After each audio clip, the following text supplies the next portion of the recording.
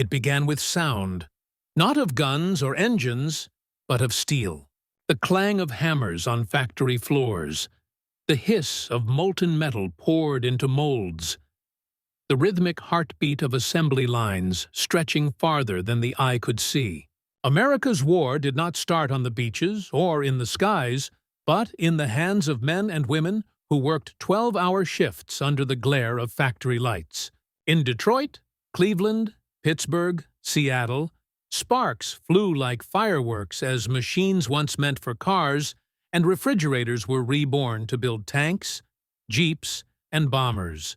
The air smelled of oil, hot metal, and urgency. Every rivet driven, every weld sealed, was a promise that no soldier would fight alone. Maggie Sullivan was one of them. She had been a secretary before the war, but by 1942 she was wearing overalls and a bandana, standing beside a conveyor belt that moved faster with each passing week. Her job was to inspect shell casings, thousands of them, each one bound for some front line she could barely imagine. She never saw the men who would use them, never heard the roar of the guns they'd feed, but she worked like she knew their lives depended on her precision. Because they did. Every mistake kills a boy, her foreman said once, and nobody ever forgot it. Across the country, the same rhythm echoed, a symphony of industry. In the shipyards of California, welders worked in the orange glow of dusk and dawn, building Liberty ships faster than anyone believed possible. Whole hulls rose from steel skeletons in a matter of days. Some workers joked that if you blinked, another ship would appear at the dock. They named them after ordinary Americans, teachers, farmers, nurses, because this was not a war of kings and generals. It was a war of everyone. By the summer of 1943, the roads of America had become arteries of war. Trains thundered across plains, stacked with crates marked U.S. Army ordnance. Convoys of trucks rolled through the night, headlights blacked out, their tires carrying the weight of an army in motion. Gasoline, ammunition, canned food, tires, spare parts, all moving, all flowing eastward, toward the ports that would send them into the unknown. At Norfolk and New York, cargo ships were loaded in near silence. Dock workers moved like shadows under floodlights, each crate checked, each manifest signed. The smell of salt and diesel hung heavy in the air. Somewhere out there, submarines waited, but the ships went anyway. They always went. When the first convoys reached North Africa, the soldiers who unloaded them cheered. Crates of Spam, cigarettes, fuel drums, and chocolate bars tumbled onto the docks. A young private from Kansas opened a crate marked Ohio Steel Works and grinned. "Hell," he said, "it feels like home just showed up."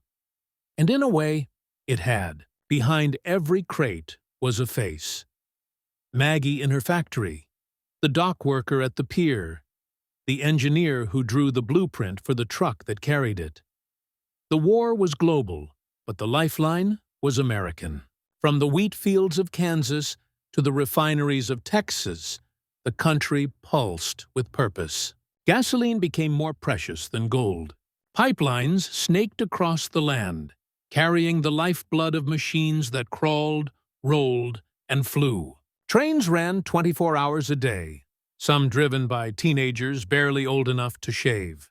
Mechanics slept beside their engines, and cooks ladled soup into tin cups for men too tired to eat standing up. It wasn't glamorous, but it was victory. Slow, heavy, and unstoppable.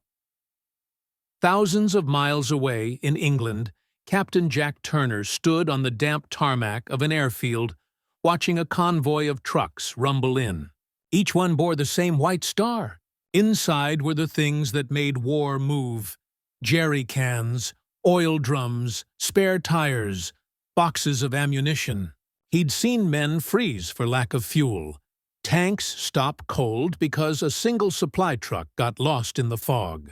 But not anymore. Not since the Americans arrived. "It's not the bombs that win wars," he muttered to a British officer beside him. It's the bastards who make sure we can drop them. In the months before D-Day, the full might of the logistical empire unfolded like clockwork.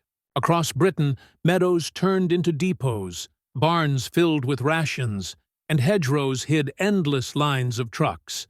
Engineers built floating docks and artificial harbors in secret, while rail cars hauled mountains of supplies to coastal towns under blackout conditions. Every crate had a number. Every gallon of fuel had a destination. When the time came, the Allies would not just land. They would arrive carrying everything they needed to stay. In London, General Eisenhower looked at a wall-sized map covered in colored pins, each one marking a supply ship, a rail line, or a convoy in motion. "This," he said softly, "is what will win it. Not the tanks or the bombers, but the invisible threads that tied them all together." He knew that for every bullet fired in France, 16 men back home had labored to make it possible. In June 1944, the invasion began. The beaches turned to chaos, sand, fire, blood. But behind the noise was the quiet hum of organization. Landing craft returned to England empty only long enough to be filled again. Fuel bladders bobbed in the surf. Trucks rolled ashore. Cranes lifted crates under fire. Soldiers who'd spent the night fighting Germans woke the next morning to find hot coffee and ammunition waiting. It felt like magic. It wasn't. It was logistics. And from those beaches, the lifeline grew. Through France, into Belgium, all the way to the heart of Germany. It stretched over bombed-out roads, over bridges repaired in the dark, through mud and snow and fire. It was driven by men like Private Leon Harris, who joined the Red Ball Express, a convoy system run by thousands of mostly black truck drivers. Day and night they drove, headlights off, dust choking their lungs, tires bursting on shell-torn roads. They carried fuel to Patton's tanks, rations to the infantry, mail to the front lines. Without them, the advance would have stopped cold. They called it the Red Ball because it never stopped rolling. Harris once said later, "You didn't think about glory. You just kept the wheels turning." And that's what the war had become. Wheels turning, ships sailing, hands working. The front line was no longer just a place. It was a chain stretched from a factory floor in Michigan to a foxhole in France. If any link broke, men died. If it held, the world turned toward freedom.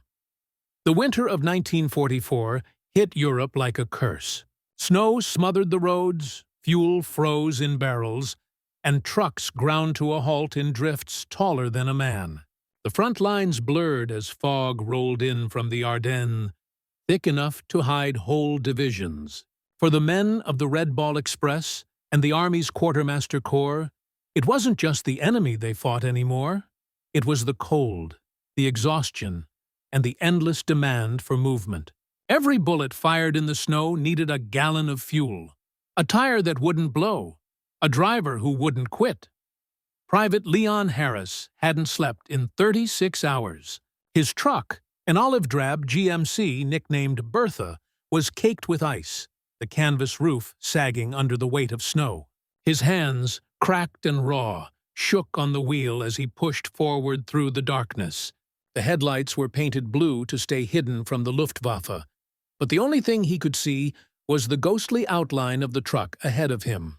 "Keep moving," he muttered, like a prayer. "Just keep moving." Behind him, the convoy stretched for miles, a crawling serpent of steel and determination, hauling everything from artillery shells to Christmas rations. In a tent 100 miles behind the lines, Maggie Sullivan sat at a table piled high with letters from the front. Her factory had shifted to producing truck parts, and every week they received notes from soldiers thanking them for keeping the wheels turning. One letter, written in pencil on dirty paper, simply said, "Tell whoever made this clutch, it saved my life." Maggie kept that one in her pocket. When the machines broke down and the nights dragged on, she'd read it again, just to remind herself that the work mattered. Across the channel, in the port of Cherbourg, the air was alive with motion.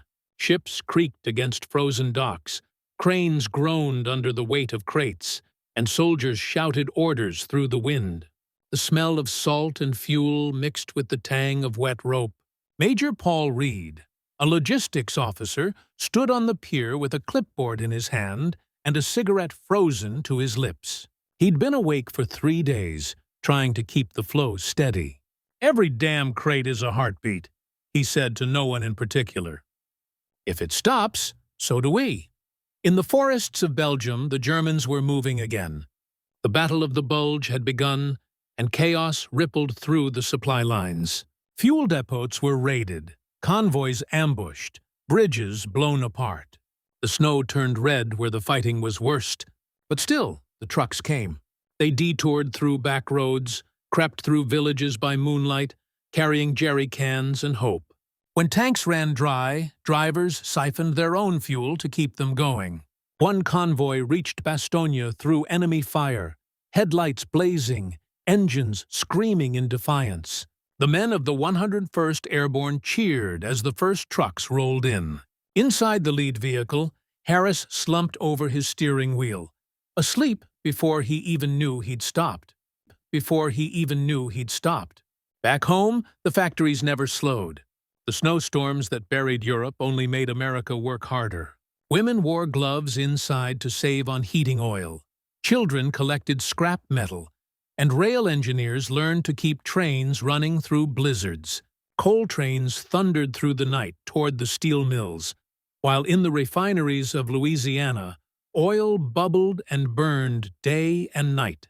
America had become a living machine, every cog and piston turning toward victory. When spring came to Europe, it came fast. The ice melted, rivers swelled, and roads turned to rivers of mud. The war machine, rusted and scarred, roared back to life.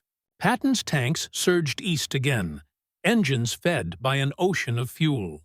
Planes thundered overhead, supplied with bombs built in Illinois, fuses from Ohio, and casings inspected by Maggie's tired hands. Everywhere the Allies went, their shadow was logistics, an invisible tide that flowed behind them, filling every gap, answering every need. By the time the Rhine was crossed, the scale of it defied imagination. Hundreds of thousands of tons of fuel, food, and ammunition moved each week. Trains ran in endless circles, ships unloaded at ports that barely existed months before. Bridges rose overnight, built from prefabricated steel shipped across the Atlantic. Eisenhower's staff joked that the Americans could pave their way to Berlin if they ran out of roads. Some nights, it almost seemed true. In the shattered towns of Germany, the soldiers who followed the front found something new waiting for them. Mail, coffee, clean socks. The war wasn't over yet, but it felt inevitable now. The machine was too big to stop. Harris's convoy rolled past the ruins of Cologne, engines echoing off hollow cathedrals. He looked out at the wreckage and thought of home, of roads that didn't end, of faces that weren't tired. Somewhere in a Kansas field, he imagined, trains were still moving. Somewhere in Detroit, the factories were still roaring. He smiled, just a little. "We got them this far," he said. "We'll get them the rest of the way." When the war finally began to falter, it didn't end with a roar, but with a slow unwinding of tension across thousands of miles of road and rail. The last convoys still rolled, the last ships still docked, but something in the air had changed. The urgency that had driven men past exhaustion gave way to a kind of disbelief. That after years of moving, building, carrying, and repairing, they might finally stop. In March 1945, the Rhine crossing became the ultimate test of the system. The river was swollen, its banks littered with wreckage, and the Germans were desperate. Bridges were blown faster than engineers could build them, yet still the supplies flowed. Temporary bridges sprouted overnight like steel skeletons rising from the water, pieced together by men who hadn't slept in days. Crates of fuel were ferried across on pontoon rafts. American bulldozers tore through mud and rubble, carving new paths through the chaos. It was logistics at its purest. Not about glory, not about orders, but about doing whatever it took to keep the Army alive and moving. Private Leon Harris's truck was the first in his convoy to cross. The makeshift bridge groaned beneath the weight, planks shuddering as the tires rolled forward. On the far bank, artillery thundered, but he didn't flinch. He'd crossed too many battlefields to turn back now. His co-driver, a kid from New Jersey named Walsh, watched the water below and said softly, "Feels like we're driving across the whole damn war." Harris nodded. "Maybe we are." Behind him, the bridge swayed under the endless line of trucks. Fuel, ammunition, rations, the lifeblood of an army still pushing east. As night fell, the headlights became a river of light, winding into Germany like a vein pulsing toward the heart of the war. Back in England, in a quiet corner of a warehouse near Southampton, the maps were coming down. Major Paul Reed walked between stacks of crates marked "Return to Ordnance," the echo of his boots bouncing off the corrugated walls. For 3 years, he'd lived in the rhythm of shipping manifests, tonnage reports, and fuel calculations. Now the paperwork had slowed, the telephones rang less, and the urgency that once electrified every moment faded into stillness. He took one last look at the enormous map that had hung over his desk. Pins, strings, colored lines connecting continents, and smiled faintly. "We moved mountains," he whispered, "and we did it with gasoline and grit." In France, Maggie Sullivan finally received a letter she didn't expect. It came from Captain Turner, the airfield officer she'd never met, but whose men had used the ammunition her factory produced. He thanked her, not in the formal way of the Army, but in the raw human language of gratitude. "We never saw your faces, but we felt your hands in every round we fired," he wrote. "You were with us, even when we didn't know it." She read it sitting on her front porch in Ohio, the sound of peacetime drifting in through an open window. The factory had shut down weeks earlier, the machines gone silent. For the first time in years, the sky didn't hum with the echo of production. It felt strange, empty, and beautiful all at once. In April, as American forces reached the Elbe River, the machine that had powered them began to slow. The great ports emptied, the pipelines dried, and the Red Ball Express rolled to a stop. Harris parked his truck on a quiet road near Magdeburg and sat there for a long while, staring at the horizon. The war wasn't officially over, but it was close enough to touch. He thought about the thousands of miles he'd driven, through dust, rain, snow, and fire, and how none of it had made the papers. Nobody would write songs about supply convoys. There were no medals for endurance, but without them, nothing else would have happened. When the end finally came, it was quiet. No horns, no fanfare, just an order to stand down. The roads filled with silence. The soldiers who had driven through hell leaned against their trucks, smoked in the pale light, and tried to remember what it felt like not to be moving. Some laughed, some cried, some simply closed their eyes and listened to the stillness. Back in the States, the factories shut their doors one by one. The women who had once filled the lines traded their overalls for dresses again, their steel-toed boots for heels, but the echo of their work never left them. Maggie visited the empty factory one afternoon, walking between rows of silent machines. Dust drifted in the sunlight, and for a moment she could almost hear it again. The rhythm of progress, the heartbeat of war. She placed her hand on a rusting press and whispered, "We did what we had to." Ships that had once carried death and hope across the Atlantic now carried soldiers home. On one of those ships, Leon Harris stood on the deck, staring at the ocean that had swallowed so much. The sea was calm that day, the horizon soft and endless. He thought of the convoys, the nights without stars, the endless vibration of the engine under his feet. The war had changed everything, his country, his body, his soul. But as the Statue of Liberty appeared through the morning haze, he realized something profound. For all its destruction, the war had also revealed what people could build together when everything depended on it. Years later, historians would call it the logistical miracle, the invisible engine that made victory possible. But for the people who lived it, it was simpler than that. It was long days, tired hands, and the stubborn refusal to stop moving. It was the sweat of welders, the grease of mechanics, the prayers of mothers, and the endurance of drivers who followed painted stars across continents. When Harris visited a museum decades later, he found one of the old trucks, restored, polished, displayed under bright lights. Children climbed on its running boards, laughing. He smiled and rested his hand on the hood, feeling the faint vibration of memory. "She still looks ready to roll," he said softly. Then he stepped back and watched as the next generation took turns sitting behind the wheel. Because the story of America's war wasn't just about the fighting, it was about the movement, the endless, tireless movement that carried freedom forward. Factories, ships, trucks, and the millions of hands that kept them alive. They were the quiet heroes, the ones who proved that wars are not won only by the men who pull the triggers, but by those who make sure the trigger never runs dry.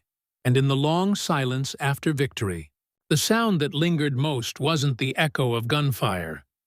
It was the steady, determined hum of wheels that had never stopped turning. After the war, America tried to return to peace, but for those who had lived in the heartbeat of the supply lines, the silence was hard to bear. The country had changed. The factories that once roared night and day now stood quiet, their windows dark, their machines covered in dust. The ports that once brimmed with cargo sat half-empty, gulls circling over rusting cranes.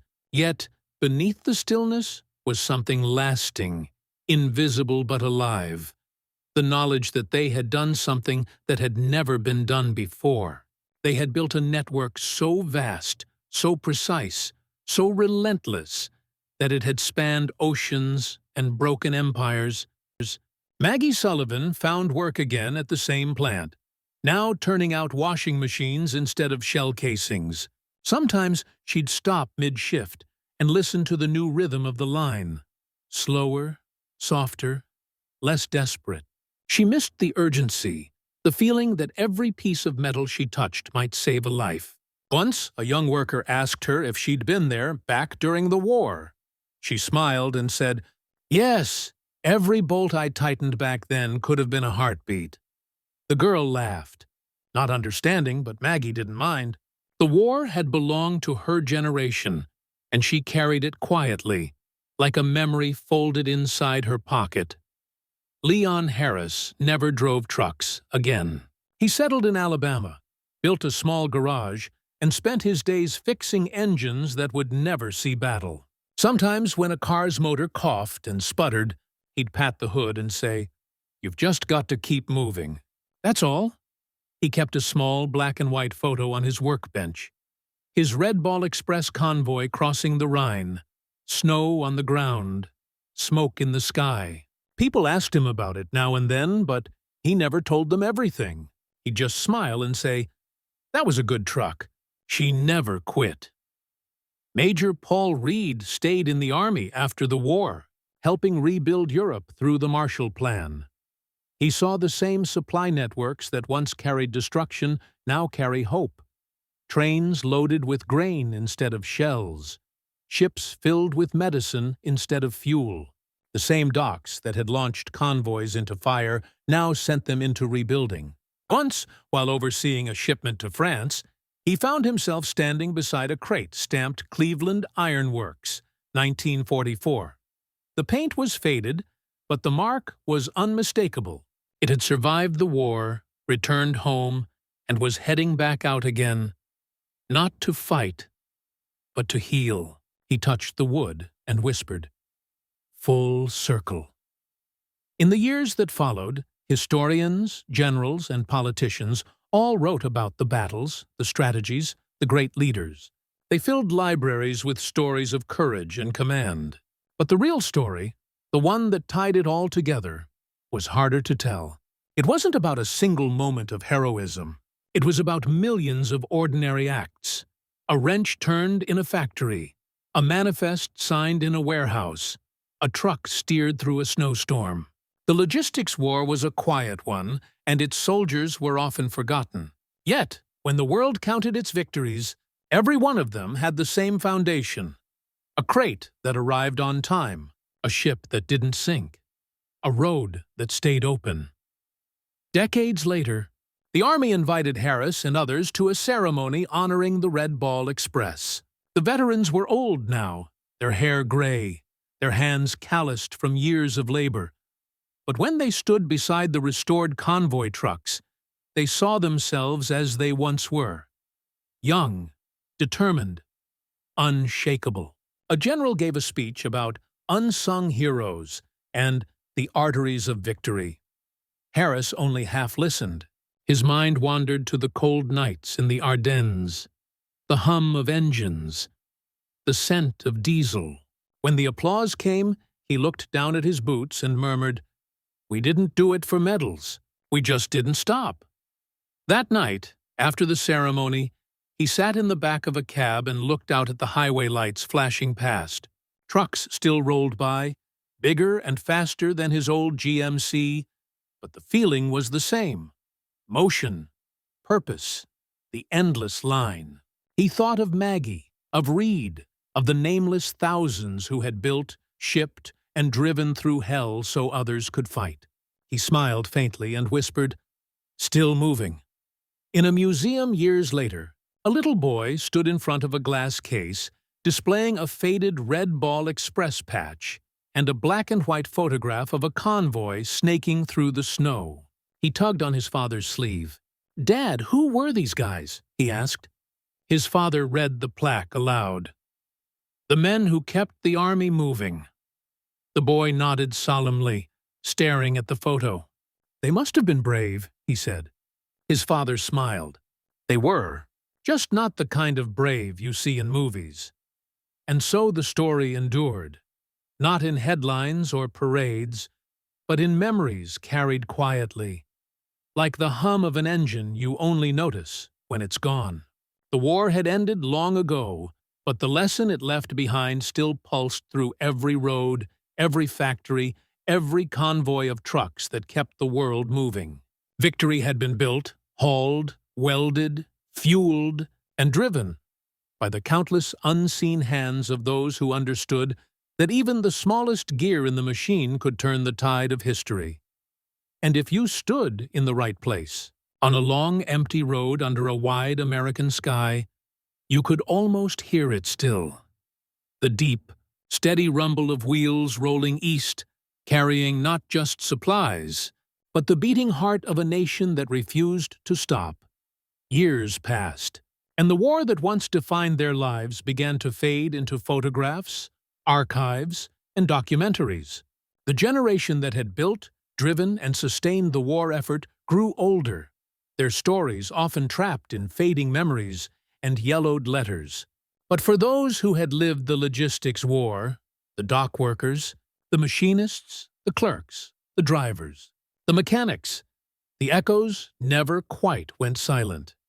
Maggie's grandson, a young history teacher named Daniel, often visited her small home outside Detroit. Her walls were lined with framed black and white photos, women in overalls laughing beside a factory line, an old Navy poster about victory through production, and a certificate with her name on it. War Service Award. 1945, one evening as she poured him tea, he asked, "Grandma, what was it like? Really?" She paused for a long moment, her hand trembling slightly over the cup. "It was loud," she finally said, "and fast, and it never stopped. But more than anything, it mattered." She told him about the noise, the endless clatter of presses, and the burn of molten metal, how every woman in the factory had a rhythm, a kind of music to their work, how they would sing while welding, sometimes to keep from crying. She told him about the telegrams that arrived when someone's husband or brother didn't come home, and how the line would slow for just a moment, then pick up again because stopping wasn't an option. "We weren't heroes," she said softly. "We were hands, but hands can build miracles when they have a reason." In another part of the country, Leon's granddaughter sat behind the wheel of a massive army transport truck. A new generation of logistics, satellite-guided and computer-tracked. She was a driver in the U.S. Army Reserve, following the same path her grandfather once did. Before her first deployment, Leon had given her a small, worn photograph, the one of his convoy in the snow. On the back he had written, "If the road is long, keep moving. Someone's waiting for what you carry." She kept it tucked inside her jacket, close to her heart. On the other side of the world, in Normandy, a group of local historians restored a section of the Red Ball Express route as a historical trail. They placed small signs along the winding roads that once carried thousands of American trucks. One marker read, "This road carried victory on its back." When American tourists visited, they were often surprised to learn that more than 75% of Red Ball drivers had been African American soldiers, serving in segregated units that rarely received recognition. Yet their efficiency and endurance had kept the Allied push alive. At one ceremony, a French mayor stood beside an elderly veteran, one of the last surviving Red Ball drivers. The mayor spoke in halting English. "You did not fight with guns, but with your strength. You kept freedom alive with your hands." The old man smiled faintly, looking out over the fields where trucks once thundered. "We just kept the wheels turning," he said. "That was our war." Back home, Major Reed's papers were donated to the Smithsonian. Among the reports and field notes was a letter he had written in 1946 but never sent. It read, "We will never again see a machine so vast and human all at once. Every train, every truck, every crate had a story, a hand, a name behind it. The war was won not just by courage under fire, but by endurance behind it. If the soldier at the front was the heart, the supply line was the artery, tireless, invisible, essential. History will remember the battles, but I hope it also remembers the bridges that carried them." The letter was displayed under glass, beside a model of a Liberty ship and a Red Ball Express map. People stopped to read it, and many left quietly, eyes glistening, realizing for the first time that victory had been as much about motion as it was about might. By the time Maggie passed away in 1987, the factory she'd worked in was gone, replaced by a shopping complex. But during her funeral, her old co-workers gathered, now gray-haired and stooped, and one of them whispered, "She welded her way to victory." It was half a joke. Half a truth, years later, Daniel stood in his classroom, teaching his students about the logistics miracle of WWII. He didn't start with generals or maps. He started with a single story, his grandmother's, about a woman who worked 12-hour shifts turning bolts for planes she'd never see. He told them about convoys roaring through night and storms, about factory girls who never gave up, about how an army only marches when its trucks are full and its tanks are fueled.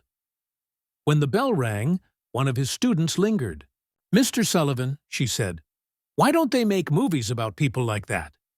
Daniel smiled. "Because sometimes," he said, "the quietest heroes are the hardest to hear." Outside, a truck rumbled past the school.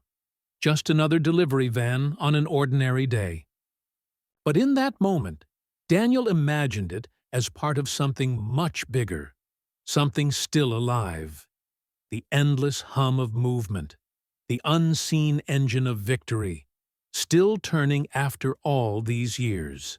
Turning after all these years. And somewhere in the long echo of time, the roads of war, paved by sweat, courage, and relentless motion, stretched on forever, carrying not just supplies or soldiers, but the memory of a nation that proved greatness isn't only found on the front lines. but also in the hands that keep the world moving. Decades passed, and the world continued to change. Highways replaced the old convoy routes, ports modernized, and airplanes carried cargo faster than anyone in the 1940s could have imagined. Yet, for those who had lived the war, nothing could erase the rhythm of movement that had defined their lives. The memory of engines humming through the night, of trucks groaning under their loads, of ships creaking in the Atlantic, lingered like a pulse beneath everything else. Leon Harris, now in his 80s, would sometimes sit on his porch, looking out at the endless stretch of interstate. Cars sped past, oblivious to history, and yet in his mind, each headlight was a convoy creeping through snow or mud, carrying freedom on its wheels. He could still smell diesel in the air, hear the faint click of gears, and feel the vibrations through the floorboards of his truck. He smiled to himself, thinking, "We kept them moving. We made history quietly." Across the country, Maggie's grandson, Daniel, had grown into a historian renowned for chronicling the unseen heroes of the war. He traveled to Europe to retrace the supply routes, speaking to locals who remembered the endless lines of American trucks rumbling through their villages, carrying everything from food to fuel. In Normandy, he stood on a hill overlooking a stretch of road still marked with the faint scars of tires and shells. He imagined Harris and thousands like him, forging paths where none existed, moving relentlessly forward. Museums opened exhibits dedicated entirely to the logistical war. Children climbed onto restored trucks, stood in mock warehouses, and learned that wars were not just won with courage and firepower, but also with timing, precision, and endurance. Guides told them stories of factory girls in Detroit, sailors in Liberty ships, and drivers like Harris who braved ice, mud, and enemy fire. Visitors often left quietly, as if they had glimpsed something sacred. Meanwhile, Major Paul Reed's old reports had been digitized, studied by military strategists and students alike. Modern armies marveled at the scale of the logistics operation. The coordination of ports, railways, convoys, and factories across continents. They realized that the success of the Allied forces in Europe and the Pacific had rested not only on tanks, planes, and soldiers, but on the invisible arteries that carried the lifeblood of war. Fuel, food, ammunition, and hope. In quiet moments, veterans would gather and share memories. Harris told stories of frozen roads and endless nights. Reed recounted the frantic orchestration of supply lines. Maggie remembered the hum of presses and the thrill of seeing crates leave the factory bound for the front. Though each story was different, the thread connecting them was clear. They had all been part of a single, vast machine, one that had moved history itself. Even as the world modernized, the echoes of that machine could still be felt. Every cargo plane, every shipping container, every highway convoy carried the legacy of those who had worked tirelessly behind the scenes. It was a reminder that victory and survival often depended as much on endurance, ingenuity, and coordination as on bravery on the battlefield. And in the quiet of the night, when the wind rustled through the trees or the hum of a truck filled the air, the veterans felt it again. The pulse of a war fought not just on the front lines, but in factories, on docks, across frozen rivers, and along endless roads, a rhythm that said, quietly and endlessly, "We kept the world moving. We kept hope alive. We did not stop." The story of America's logistical war became timeless, a testament to the power of determination, organization, and unseen hands. And as long as there were roads to travel, wheels to turn, and hands willing to work, that story, the story of motion, endurance, and quiet heroism, would continue to echo through history. The final months of the war were a crescendo of motion, coordination, and human endurance. As Allied forces pushed deeper into Germany, The logistics network strained under the weight of necessity. Roads were littered with mud, rubble, and frozen supplies, but still the convoys rolled. Trucks, trains, and ships, once separate entities, had become a single, unstoppable organism. Every link mattered. Every driver, mechanic, dock worker, and factory laborer felt the pulse of history in their hands. Leon Harris found himself driving through a shattered village near the Elbe. The snow now melted into thick mud that clung to tires and boots. Tanks rumbled past him, their engines hungry for fuel. Artillery pieces groaned as they were towed forward, and soldiers scavenged for warm socks and hot meals. Harris adjusted his mirror, glimpsing the convoy behind him, a long line of trucks stretching as far as the eye could see, each carrying what the front demanded. His co-driver, Walsh, leaned back in the cab, exhausted but alert. "Never thought we'd make it this far," he said. Harris shook his head, eyes on the road. "We always do," he replied quietly. Across the channel, Major Paul Reed coordinated the arrival of one final massive shipment. Crates of food, fuel, and medical supplies destined for the soldiers who were now within striking distance of Berlin. Every port, every rail line, every warehouse was filled with the echoes of years of preparation. Reed looked at the faces of the young clerks and dock workers, most too young to remember the early days of the war. "Remember this," he told them. "What you do here, out of sight, is what keeps armies alive. History remembers the fighters, but it's the supply that sustains them." In Ohio, Maggie Sullivan stood in the empty factory one last time, running her hands over the cold steel of presses that had shaped the war effort. She remembered the clatter of machinery, the scent of molten metal, the frantic rhythm that had once driven her days. For years, she had carried the knowledge that her work had made a difference, but now, as the world celebrated victory, she felt a deep, quiet pride. She thought of the letters from soldiers, of every crate that left the factory, and she whispered to herself, "We did it. We kept them moving. We kept hope alive." As April turned to May, the final operations unfolded. Convoys carried fuel for the last armored thrusts, hospitals received fresh supplies, and ration trucks delivered food to soldiers who had endured months of scarcity. Harris's convoy arrived near Berlin just as the city was encircled. The streets were lined with ruins, smoke curling from buildings, yet through the chaos, the trucks moved with precision, delivering the lifeblood of the army that would soon see the end of the conflict. Soldiers waved at the drivers, some too young to fully grasp the years of effort that had brought them here. Harris waved back, a faint smile on his tired face, knowing that he had been part of something larger than himself. When the war finally ended, the world exhaled. The guns fell silent, the skies cleared, and the roads were empty for the first time in years. Harris parked his truck on a quiet stretch of road, turned off the engine, and sat for a long while, staring at the horizon. In Detroit, Maggie closed the factory doors for the final time, taking one last look at the machines that had roared with life. And Reed, standing on a dock in England, watched the last shipment leave for home, feeling the weight of history settle quietly on his shoulders. Years later, the story of America's logistics miracle was told in classrooms, museums, and books. But for those who had lived it, the memory was more than history. It was a living pulse. Every convoy, every train, every crate, and every bolt had carried not just supplies, but the courage and determination of a nation united behind a common cause. Children would climb on restored trucks, young soldiers would learn the lessons of coordination and endurance, and historians would recount the staggering scale of the effort.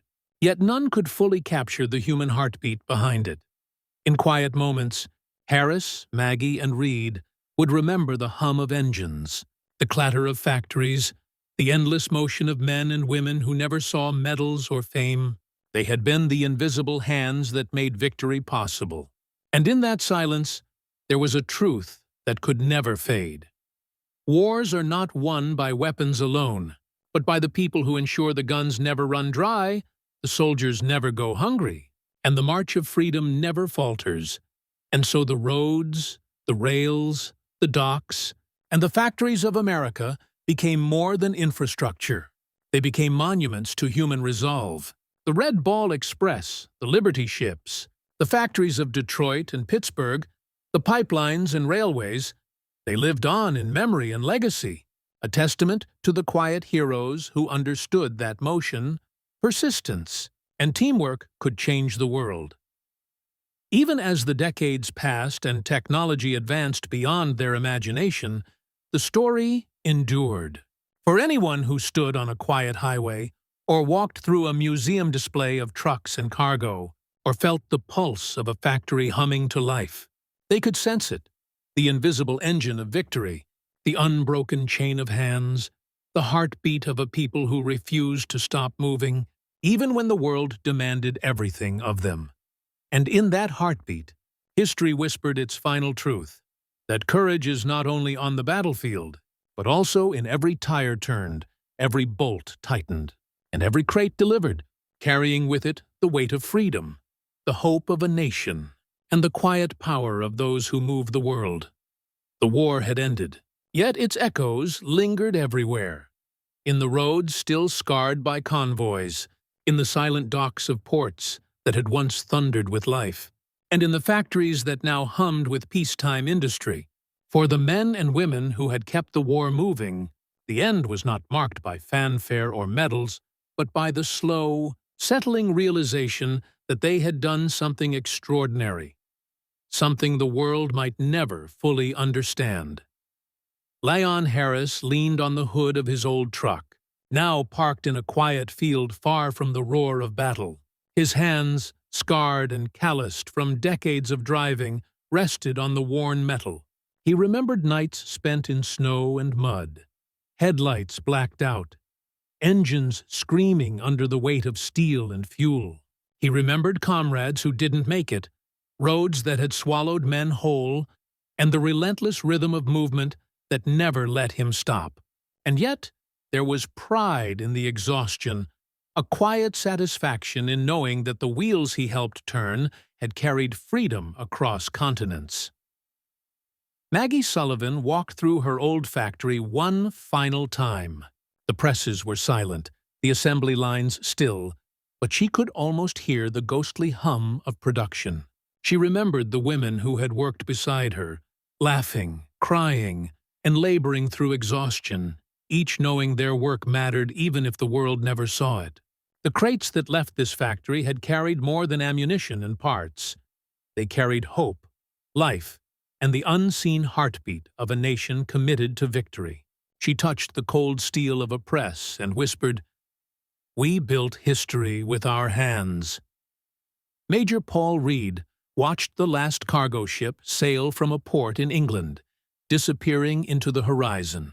For years, he had coordinated the intricate ballet of supply that made every Allied advance possible. Every train, truck, and shipment was a note in a symphony of logistics. And now the music had ended. He felt the weight of years pressing on his shoulders, but also the lightness of a task completed. In the silence, he understood something profound. Wars are remembered for battles, strategies, and leaders, but victories are truly sustained by those who ensure armies can move, fight, and survive. Across Europe and America, the story of the logistics war spread slowly, quietly, and with reverence. Museums displayed the trucks, maps, and Liberty ships. Classrooms told the story of the convoys, the factories, and the tireless hands that kept them rolling. Yet no plaque or photograph could capture the sweat, the exhaustion, or the relentless perseverance of the people who made it all possible. Their heroism was invisible, their courage quiet, but its impact had been monumental. And in the long years that followed, the veterans remembered. Harris told his grandchildren of frozen roads and endless nights, of keeping engines alive when hope seemed dim. Maggie shared letters and memories, teaching young generations that every bolt turned and every crate sent mattered. Reed's reports and diaries became lessons in coordination, endurance, and the power of collective effort. They had been the unseen pulse behind history's largest military machine, and they carried that truth with them for the rest of their lives. On a quiet American highway, the sun rising over endless fields, a lone truck rumbled past. Its engine was steady, its load full, its driver alert. Somewhere in the world, someone would be waiting for what it carried. And though the war was over, the legacy of those who had kept the world moving remained alive in every wheel turned, every cargo delivered, every hand willing to work tirelessly for a greater purpose. Victory had been built not only on courage in battle, but on the invisible, unyielding effort of countless ordinary people who made the extraordinary possible. They had turned steel into freedom, engines into hope, and motion into history. And as long as roads stretched into the horizon and hands were ready to move, the story of America's logistical triumph, the quiet heartbeat behind the thunder of war, would endure forever. The war ended. The guns fell silent, but the wheels never stopped turning. The world moved on, carrying with it the legacy of those who refused to stop. And in that refusal, history found its quiet heroes, the people who proved that motion, endurance, and unseen courage can change the course of the world.